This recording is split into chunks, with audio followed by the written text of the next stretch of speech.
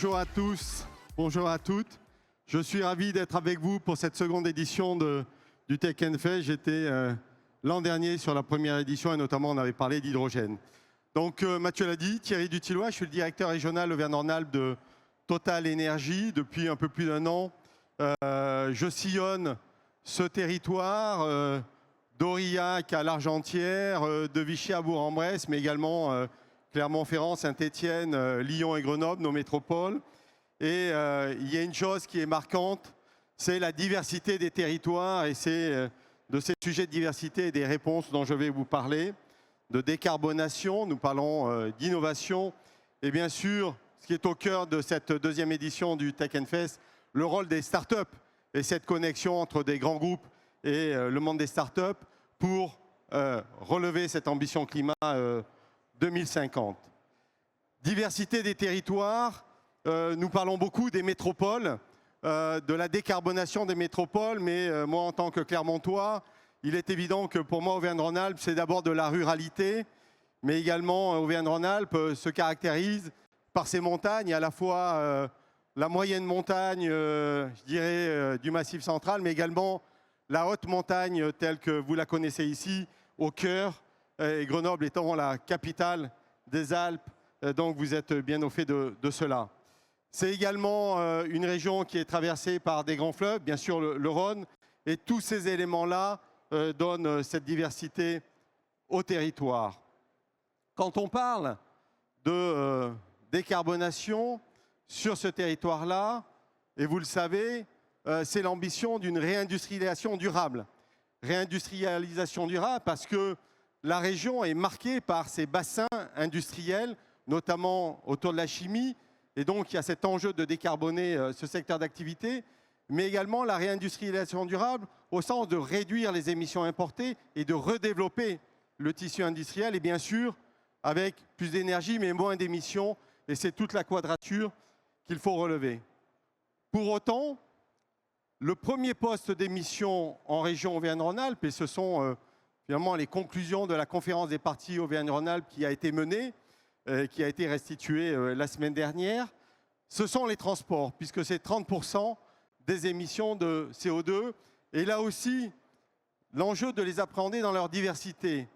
Les transports, quand on est à Grenoble ou à Lyon, ne sont pas les sujets quand je suis en Cantal et qu'il s'agit de circuler dans ce territoire de moyenne montagne et de ruralité, et donc c'est important. Et le troisième poste des émissions, c'est l'agriculture, c'est la foresterie. Et effectivement, Auvergne-Rhône-Alpes, c'est un territoire de ruralité, d'agriculture, et donc là aussi, ce sont des défis considérables à relever. Depuis 2 jours, on a pu échanger sur notre stand autour de la maquette des énergies renouvelables qui représente la transformation dans laquelle nous nous sommes engagés pour devenir un électricien renouvelable, passer de l'oil and gas, nous avons fêté nos 100 ans l'an dernier, à 2050, être un électricien renouvelable majeur. Et c'était intéressant justement d'échanger avec les startups PME qui chacune venaient, qui de la fusion, alors de dire sur les éoliennes, la supraconductivité, qui sur le courant continu pour les bornes de recharge rapide, permettait d'améliorer l'efficacité du réseau et moins soutirer sur le réseau, etc., etc. Et puis aujourd'hui, les jeunes, les collégiens, les lycéens, pareil, nous avons échangé. Et quelle est leur relation à cette transformation? Et notamment parce que dans 10 ans, en 2030, en 2035, c'est eux qui seront aux manettes de l'activité économique et qui finalement devront innover et mettre en œuvre ces solutions et donc ces défis. Ce défi, donc, c'est très clairement passer de cette économie qui s'est construite sur le fossile à un mix énergétique décarboné en 2050. Et ça, c'est extrêmement important. Aujourd'hui, concrètement, en Auvergne-Rhône-Alpes, nous avons 30 sites où nous faisons de l'énergie renouvelable, que ce soit l'hydroélectricité, ici dans les Alpes. Nous avons 4 centrales hydroélectriques, des chutes torrentielles, des petites centrales. Nous avons des parcs éoliens et nous avons du photovoltaïque. Et récemment, nous avons inauguré à Bly, avec Seva Logistique, la plus grande ombrière photovoltaïque en Auvergne-Rhône-Alpes. Et au global, quand on regarde tous ces assets, eh ben, ça équivaut à la consommation d'électricité de 150 000 habitants, ce qui est peu ou prou la taille de Grenoble. C'est également, dans les solutions que nous amenons, bien sûr, la transformation via les biocarburants, que ce soit la mobilité routière ou le transport aérien. Alors, pour ces innovations, eh ben, nous avons, bien sûr, la recherche et développement. Nous avons créé en 2021 une branche, OneTech, qui rassemble nos 3500 chercheurs, ingénieurs, techniciens, qui jusqu'alors travaillaient, bien sûr, c'est les sujets du fossile, notamment l'exploration-production. Et ben, depuis la création de cette branche, ils travaillent sur les énergies renouvelables, sur la capture du CO2, sur la réutilisation du CO2. Et en Auvergne-Rhône-Alpes, pour revenir dans cet ancrage territorial, nous avons depuis 1970 un centre de recherche et développement applicatif qui historiquement travaillait sur les carburants lubrifiants de la mobilité. Depuis 5 ans, il travaille sur les nouvelles énergies et donc sur les sujets de mobilité. C'est la batterie électrique, c'est l'hydrogène, c'est également les biocarburants dont je parlais pour les mobilités routières, pour les mobilités aériennes, et de plus en plus, ils travaillent sur ce qu'on appelle l'hybridation électrique, c'est-à-dire comment on connecte ces énergies renouvelables, intermittentes, variables, avec les réseaux habituels que nous connaissons bien. Nous travaillons également au-delà, précisément les startups. Très clairement, nous avons ici à Solèze développé un programme qui s'appelle OSEA. OSEA, pour faire simple, c'est des outils de mesure du CO2, du méthane, embarqués dans un drone, et ce qui permet d'aller détecter, mesurer les émissions et donc de réduire nos émissions de CO2 et de méthane, puisque nous devons aussi nous décarboner.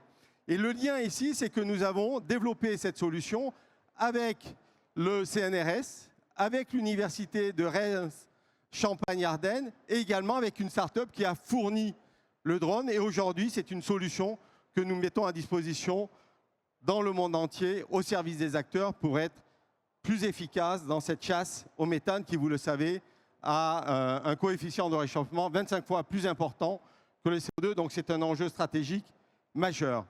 Et cette collaboration avec le monde des startups, c'est un enjeu d'accélération, d'agilité, que des fois les grands groupes ont du mal à avoir de par des fois leur organisation silotée, leur manque de transversalité et leurs habitudes. Et donc c'est ce troisième point d'accélération qui est important et que nous vivons ici dans ce dialogue avec les startups et l'intérêt d'un grand groupe comme Total Energy dans sa transformation de collaborer. Et à titre d'exemple, nous avons créé en 2022 Total Energy On, avec cette connotation avec bien sûr le monde de l'électricité. C'est un accélérateur de start-up qui est basé à la station F à Paris. C'est le plus grand incubateur de start-up au monde qui a été à l'époque monté par Xavier Niel. Et là, depuis l'origine, nous avons accueilli tous les 6 mois au total 5 cohortes. C'est 47 start-up, 11 start-up françaises. Et l'enjeu, c'est précisément sur la chaîne de valeur de l'électricité, de la production à la distribution, en passant par le stockage, la gestion de l'intermittence, la commercialisation et la distribution dont je parlais.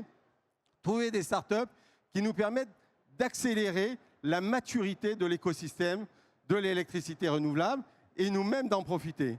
Je donnerai juste 3 exemples. Le premier, c'est Nash. C'est une start-up allemande. Qu'est-ce qu'elle fait? Elle nous permet d'identifier des endroits qui sont optimaux pour créer précisément des assets d'électricité renouvelable, éolien, photovoltaïque ou hydroélectricité typiquement. Le deuxième, c'est que ça permet d'optimiser leur construction et donc d'améliorer et de réduire le coût de l'électron vert. Et enfin, ça permet de piloter. Typiquement, c'est un accélérateur pour nous dans notre transformation. Le deuxième que je veux citer, c'est BladeSense. C'est une start-up française, Bretagne, Concarneau. En fait, ils viennent du monde de la voile, de la compétition. Ils ont des sensors, de l'IoT, des objets connectés qui permettent d'optimiser la portance des voiles. Et donc ça, on l'applique aux éoliennes. Et ça permet notamment, à faible vent, d'optimiser la production de ces éoliennes. Et les hot sensors, ça permet de mesurer la vibration. Et en mesurant la vibration, ça permet, par fort vent, de mettre en sécurité ces éoliennes. Ça permet de faire de la maintenance prédictive et ça permet, in fine, d'allonger la durée de vie de ces parcs. Et quand on allonge la durée de vie, on réduit l'impact sur les matériaux, puisque vous le savez, de nombreux sujets ont en point majeur le sujet des matériaux. La troisième, c'est Biplanet, c'est une start-up espagnole. Et là, c'est le sujet du reuse des batteries Li-ion, de la mobilité vers des batteries stationnaires et qui permettent, aujourd'hui, vous le voyez de plus en plus, de manager la production de ces énergies renouvelables qui sont produites des fois au moment où on ne les consomme pas, de les stocker, de les réinjecter.